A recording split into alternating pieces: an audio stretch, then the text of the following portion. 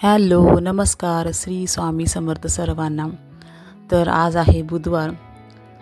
तर माझ्या दिवसाची सुरुवात तर इथनंच होते. पहिल्यांदा मी व्यवस्थित पूजा वगैरे करून घेते. पूजा करून झाल्यानंतर मी करते नाश्ता आणि मग लागते माझ्या रोजच्या कामाला.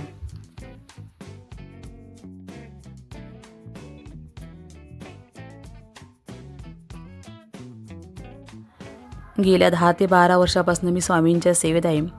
असं म्हणतात की स्वामी सेवेकरी व्हायला पण आदल्या जन्मातलं काहीतरी पुण्य लागतं.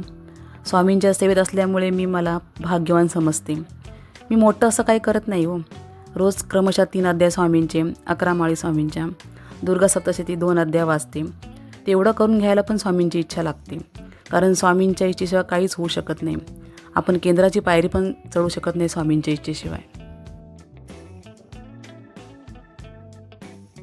माझ्यासारखं कोण स्वामी सेवेकरी आहे त्यांनी कमेंट करून नक्की सांगा.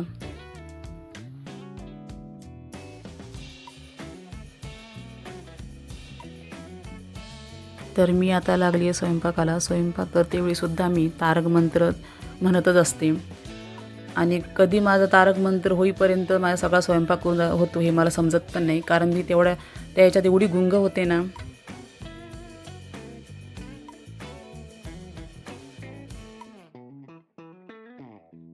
तर आज बनवणार आहे मी हिरव्या वाटाण्याची आमटी.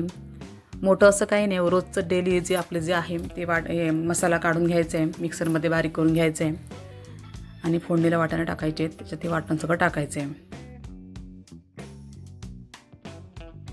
वाटाण्याच्या आमटीसोबत मी बनवणार आहे भात आणि थोड्याशा पोळ्या.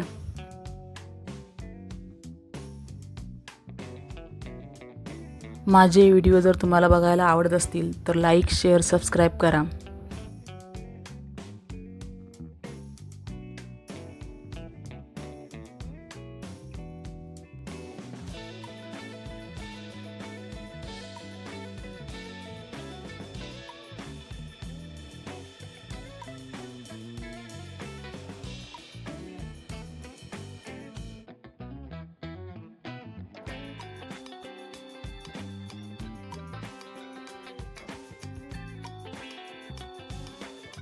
माझे व्हिडिओ जर तुम्हाला बघायला आवडत असतील तर लाईक, शेअर, सबस्क्राईब करा. श्री स्वामी समर्थ सर्वांना.